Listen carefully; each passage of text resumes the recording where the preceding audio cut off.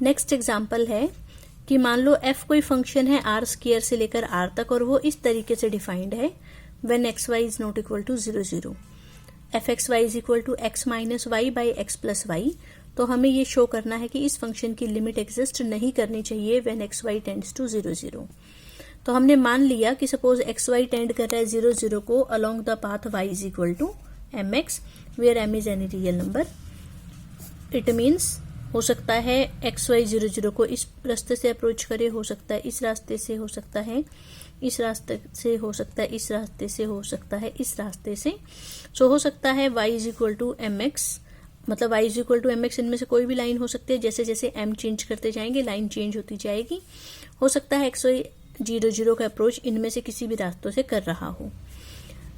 अब हम इस फंक्शन की लिमिट निकाल के देखते हैं। तो हमने लिखा limit f of x y, function की वैल्यू पुट कर दी, y की वैल्यू mx पुट कर दी, ऊपर से x और नीचे से x कॉमन निकाल के वो कट गया। तो ये हमारा बच गया answer 1 minus m by 1 plus m. जैसे जैसे हम m चेंज करते जाएंगे हमारी लिमिट का आंसर अलग अलग आता जाएगा।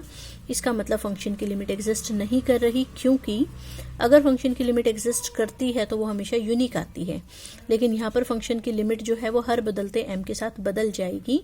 इसका मतलब फंक्शन की लिमिट यूनिक नहीं आ रही, इसका मतलब फंक्शन की लिमिट एग्जिस्ट नहीं करेगी। इसके बाद हमारे पास डेफिनेशन है continuity of a function of two variables.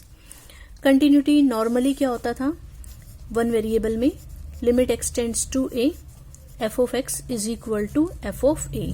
Means जैसे जैसे एक्स अप्रोच करे ए को तो एफ ऑफ एक्स किसको अप्रोच करना चाहिए, एफ ऑफ ए को। चाहे एक्स ए को लेफ्ट साइड से अप्रोच करे, चाहे एक्स ए को राइट साइड से अप्रोच करे, दोनों सिचुएशंस में एफ ऑफ एक्स किसको अप्रोच करना चाहिए था, एफ ऑफ ए को। अगर ऐसा होता है तो हम कहते थे कि F is continuous at the point A. इसी तरह से टू वेरिएबल्स में है कि किसी फंक्शन को ए बी पॉइंट पर कॉन्टिन्यूस कब कहा जाएगा, if limit x y tends to a b, f of x y exist and is equal to f of a b. Number 1, इस फंक्शन की लिमिट एग्जिस्ट करनी चाहिए, एंड नंबर 2, इसकी जो लिमिट है वो किसके बराबर आनी चाहिए, एफ ऑफ ए बी की। मीन्स जैसे जैसे एक्स वाई अप्रोच करता है ए बी को, वैसे वैसे एफ ऑफ एक्स वाई किसको अप्रोच करना चाहिए, एफ ऑफ ए बी को। जब हम खाली ये कहते थे ना कि किसी फंक्शन की लिमिट एग्जिस्ट करती है या नहीं, उसमें तो सिर्फ इतनी बात होती थी कि इस फंक्शन की जो लिमिट है वो एग्जिस्ट करती है या नहीं।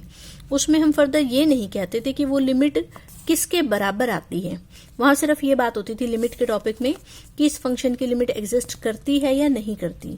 लेकिन यहाँ पर दोनों चीजें होनी चाहिए। नंबर 1, इस फंक्शन की लिमिट एग्जिस्ट करनी चाहिए। नंबर 2, फंक्शन की लिमिट किसके बराबर आनी चाहिए, एफ ऑफ ए बी की।